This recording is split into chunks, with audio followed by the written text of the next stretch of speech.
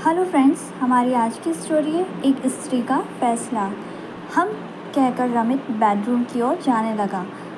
आप चेंज कर लो, मैं खाना लगा रही हूँ। रसोई घर की लाइट्स ऑन करते हुए अनुभा बोली, नहीं रहने दो, खाना खा कर आया हूँ। बेटियों के शयन कक्ष का दरवाज़ा खोलकर उन्हें सोता देख रमित ने धीरे से दरवाज़ा बंद कर दिया। अनुभा और रमित की 7 वर्षीय जुड़वा बेटियाँ हैं। रमित एक राष्ट्रीयकृत बैंक में मैनेजर है। अनुभा अपना खुद का बुटीक चलाती है। कुल मिलाकर संतुलित सुखी परिवार है। रसोईघर समेटकर अनुभा कमरे में आई। तब तक रमित सो चुका था, पर अनुभा की आंखों की नींद गायब थी। आज से 3 वर्ष पहले तक रमित एक बहुत ही अनुशासित व्यक्ति था। बैंक की छुट्टी 5 बजे हो जाती थी तो रमित 6 बजे तक घर आ जाता था। शाम का सारा समय रमित अनुभा और नायरा मायरा हंसते खिलखिलाते बिताते थे। पर धीरे धीरे रमित के घर आने का समय बदलने लगा। 6 बजे घर आने वाला रमित कभी 10, कभी 11 तो कभी 12 बजे घर आने लगा। रात का खाना भी अक्सर बाहर ही खा कर आता था। अनुभा रमित से कुछ पूछती तो वह बात को टाल जाता, कभी चिल्लाकर तो कभी हंसकर अनुभा को चुप करा देता। पहले तो अनुभा ने इसे रमित व्यस्तता और जिम्मेदारी समझा, पर पिछली दिवाली पर बैंक की तरफ से दी जाने वाली पार्टी में सभी कर्मचारियों को अपने जीवन साथी के साथ आने का निमंत्रण मिला था। वहीं उड़ती उड़ती सी खबर अनुभा के कानों में पड़ी कि रमित का अपने ही एक क्लाइंट के साथ पिछले 4 सालों से अफेयर चल रहा है। पहले तो अनुभा को विश्वास नहीं हुआ, पर अमित के बदले व्यवहार ने उसे सोचने पर मजबूर कर दिया। एक सख्त निर्णय लेकर अनुभा गहरी नींद सो गई। सुबह मायरा नायरा के स्कूल और रमित के दफ्तर जाने के बाद अनुभा रमित के उसी क्लाइंट के घर पहुंची। अपना परिचय देते हुए अनुभा ने अंदर आने की अनुमति मांगी। देखिए अनुभा जी, मैं नहीं चाहती कि यहाँ कोई भी बखेड़ा हो। आपको जो भी बात करनी है आप रमित से कीजिए, स्वाति ने अनुभा को बिठाते हुए कहा। जी स्वाति जी, मैं रमित से भी बात करूंगी, पर पहले आपके विचार तो जान लूं, अनुभा ने स्वाति की आंखों में आंखें डालकर कहा।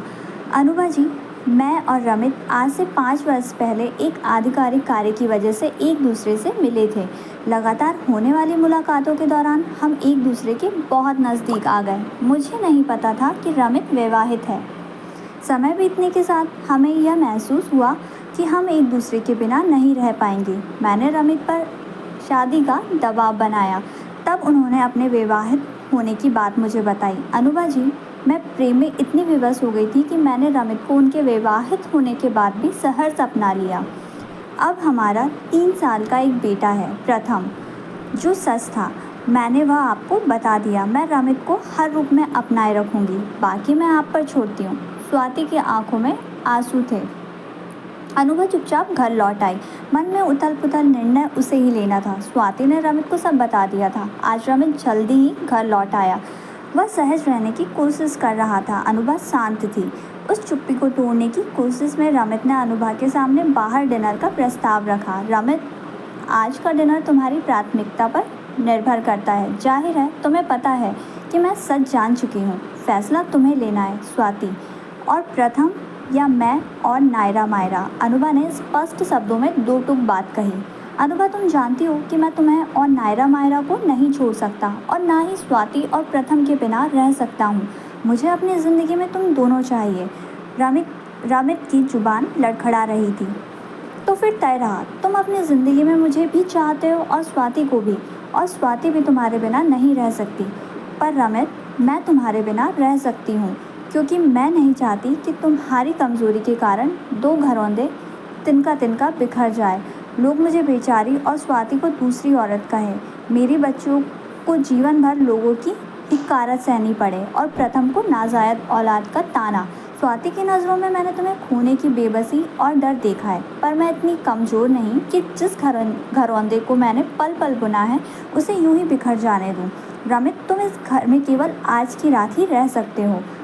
कल तुम्हें यहाँ से हमेशा के लिए जाना होगा। तलाक के कागज़ तुम तक जल्द ही पहुँच जाएंगे। और हाँ, तुम्हें अपने बच्चों से मिलने से मैं रोकूंगी नहीं, पर उनकी सारी जिम्मेदारी अब मेरी है। आज से मेरे घरौंदे की सुरक्षा की जिम्मेदारी सिर्फ मेरी है, कहकर अनुभा नायरा और मायरा के कमरे में चली गई। रमित कर्तव्य विमूढ़ सा खड़ा उन पलों को याद कर रो रहा था जब उसने स्वाति और अनुभा दोनों को धोखे में रखकर अपने ही घरौंदे की बुनियाद कमजोर कर